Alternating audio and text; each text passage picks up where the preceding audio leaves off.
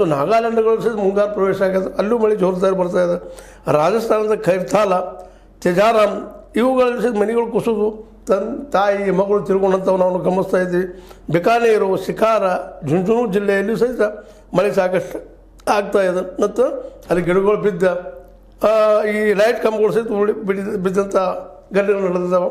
ಅದೇ ಕಾಲಕ್ಕೆ ರಾಜಸ್ಥಾನದ ಬಾರ್ಮೆಡ, ಜೈಸಲ್ಮೇರ್ ಜಿಲ್ಲೆಗಳು ಸಹಿತ ಸಾಕಷ್ಟು ಮಳೆ ಬೀಳ್ತಾ ಇದೆ.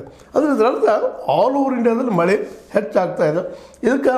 ಇದರರ್ಥ ನಿಸರ್ಗದಲ್ಲಿ ವೈಪರೀತ್ಯಗಳು, ಬದಲಾವಣೆಗಳು ಏಕಾಏಕಿ ಕಾರಣ ಅನ್ನೋದು ಸಾಮಾನ್ಯವಾಗಿ ಕಾಣಿಸ್ತದೆ. ಕಳೆದ 5-6 ವರ್ಷಗಳಲ್ಲಂತೂ ವಿಶೇಷವಾಗಿ ಮಾರ್ಚ್ದಿಂದ ಮೇ ತನಕ ಈ ಮಧ್ಯದಲ್ಲೇ 9 ಸೆಂಟಿಮೀಟ್ರು ಅಥವಾ 8 ಸೆಂಟಿಮೀಟ್ರ್ ಮಳೆ ಆಗುವಂಥದ್ದು.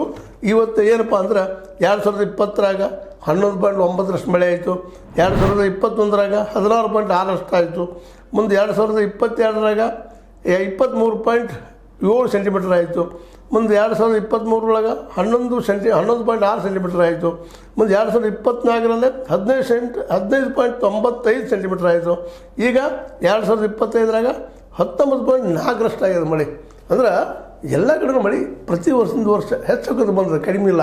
ಈ ಸಮಯದಲ್ಲಿ ಮಾರ್ಚ್ ಮತ್ತು ಮೇ ಮಧ್ಯದಲ್ಲಿ ಈ ಮುಂಗಾರು ಬರೋಗಿದ್ದು ಪೂರ್ವದಲ್ಲಿ ಮಳೆ ಅಡಮಳೆ ಅಂತೀವಿ ನಾವು, ಅಡಮಳೆ ಹೆಚ್ಚಾಗಿಬಿಟ್ಟಿದ್ದಾವೆ.